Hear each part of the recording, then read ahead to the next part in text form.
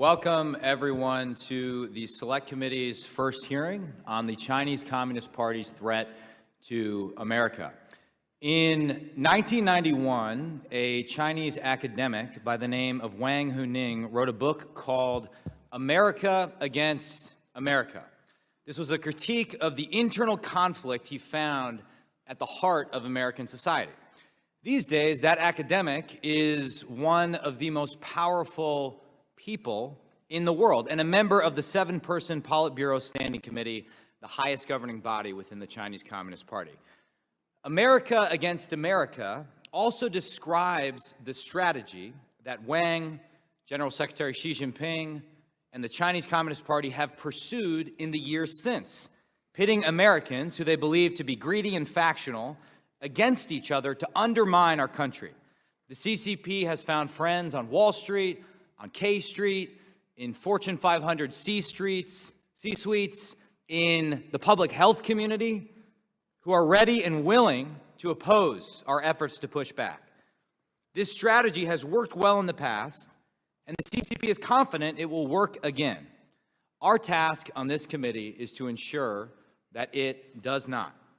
Thanks to Speaker McCarthy and Leader Jeffries, we have an excellent group of thoughtful legislators on this committee, on both sides. We'll be working hand in hand with our teammates on the standing committees, particularly my friend, House Foreign Affairs Committee Chairman Michael McCaul, who helped set the stage for our work through the 2020 China Task Force. Chairman McCaul's leadership produced a number of bipartisan proposals that we must build upon as we investigate and expose the ideological, technological, economic, and military threat posed by the Chinese Communist Party. We may call this a strategic competition, but it's not a polite tennis match. This is an existential struggle over what life will look like in the 21st century. And the most fundamental freedoms are at stake. The CCP is laser-focused on its vision for the future, a world crowded with techno-totalitarian surveillance states where human rights are subordinate to the whims of the party. For the time being, it's still up to us to decide if that's the future we want for our children, but it won't be for much longer. Time is not on our side. Just because this Congress is divided, we cannot afford to waste the next 2 years lingering in legislative limbo or pandering to the press. We must act with a sense of urgency. I believe our policy over the next 10 years will set the stage for the next 100. We cannot allow the CCP's tech-powered dystopia to prevail. Therefore, we must learn from our mistakes. For much of the past half-century, we tried to win the CCP over with honey, with engagement, believing that economic engagement in particular would lead to naivety while they took advantage of our good faith. But that era of wishful thinking is over. The Select Committee will not allow the CCP to lull us into complacency or maneuver us into submission. Tonight, we're joined by a distinguished group of dissidents in the audience, including Wei Jingcheng, a titan of the Chinese democracy movement. You will hear some of their voices momentarily in a video that looks at some of the suffering the Chinese Communist Party has inflicted since it came to power over 70 years ago. This should remind us at all times and in all the work that we do together that we must constantly distinguish between the Chinese Communist Party and the Chinese people themselves, who have always been the party's primary victims. And now, I would like to introduce a joint video that the ranking member and I put together to help set the stage for the hearing. Without objection, the video shall be entered into the record, and the clerk will play the video.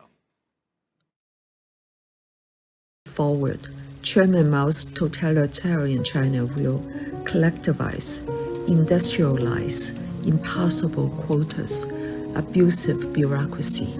The deadliest famine in history sweeps the Chinese countryside. Tens of millions suffer excruciating death of starvation. 1966, Mao's Cultural Revolution purged opposition from society through struggle sessions and public executions. In Guangxi, over 100,000 people were slaughtered. Some were stoned, buried alive, or in the cases of over 130 people, literally eaten by crazed Maoists. 1989, Students protest in Beijing's Tiananmen Square. 250,000 PLA troops stormed the city. Beijingers threw their bodies in front of convoys to slow them.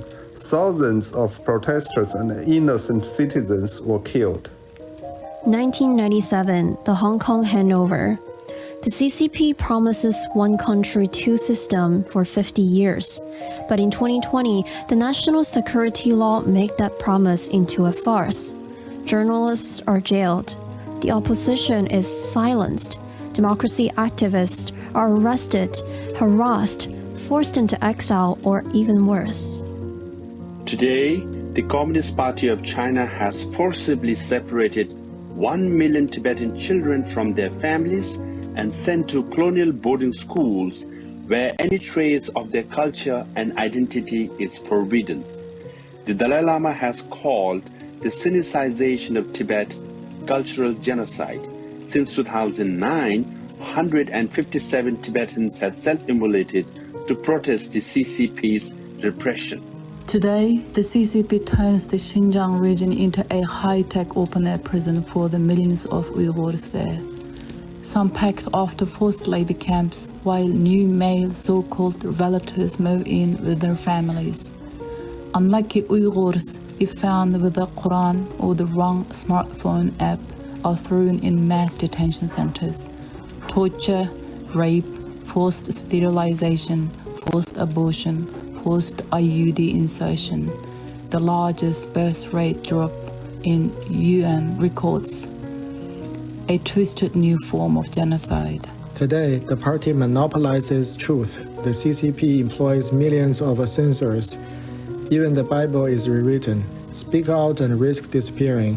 Whether you are a doctor warning of COVID, a billionaire tech executive, a tennis player testifying to sexual assault, or an activist campaigning for gay rights, AI-powered societal control techniques, brutally perfected in Xinjiang, roll out to broader China during the zero-COVID lockdowns.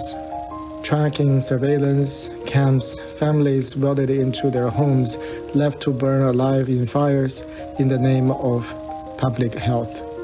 Each of these stains on human history was perpetrated by the same paranoid, thuggish, genocidal organization, the Chinese Communist Party. One brave protester stands alone on a bridge in Beijing and gives voice to the country's frustrations. The authorities disappear him, but his words touch off a wildfire of protest as the people of China call for their human rights to be respected.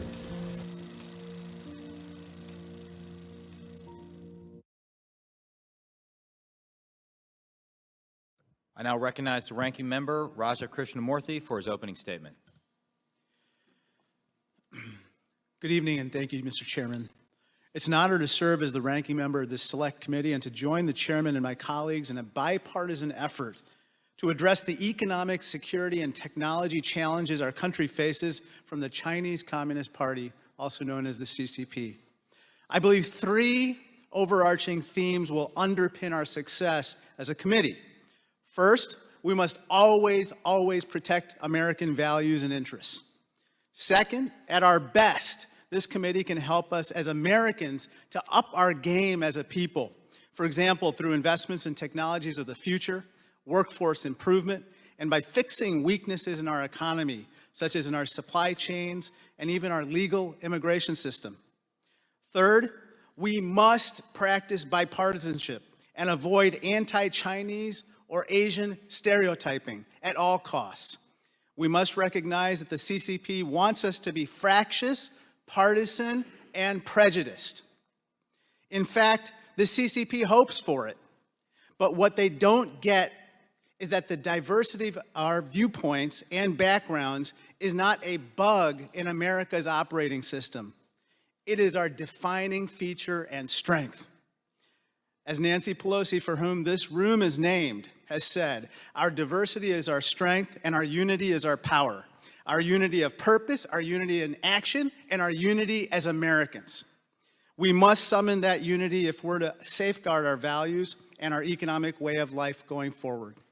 Over the last 3 decades, both Democrats and Republicans underestimated the CCP and assumed that trade and investment would inevitably lead to democracy and greater security in the Indo-Pacific region, including in the PRC. Instead, the opposite happened. As China's economy has grown more than tenfold since gaining access to U.S. and world markets, the CCP has, among other things, strengthened its authoritarian control at home, including engaging in a genocide of the Uyghur people.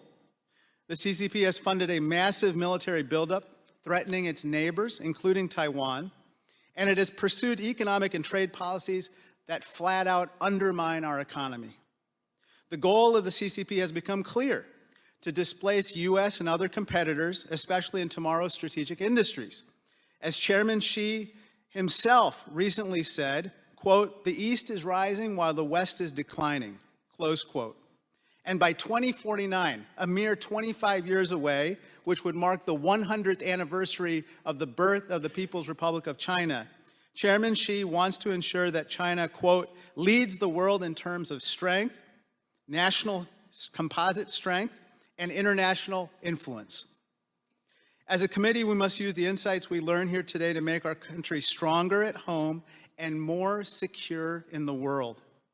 Here are some principles I respectfully submit for our consideration.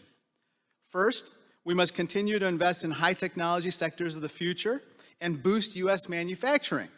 The CHIPS and Science Act and the bipartisan infrastructure law were a strong start, but more work needs to be done. Second, we must deter the aggression by the CCP. We do not want a war with the PRC, not a Cold War, not a hot war. We don't want a clash of civilizations, but we seek a durable peace, and that is why we have to deter aggression. Last August, I joined Speaker Pelosi and my colleagues in visiting Taipei to show support for the people of Taiwan. Together, we demonstrated that the CCP will not be allowed to dictate Taiwan's security or ours. Third, we must strengthen our global partnerships and coalitions, not only to counter the CCP's security challenges, but also to address its anti-competitive economic policies. Finally, we have no quarrel with the Chinese people or people of Chinese origin.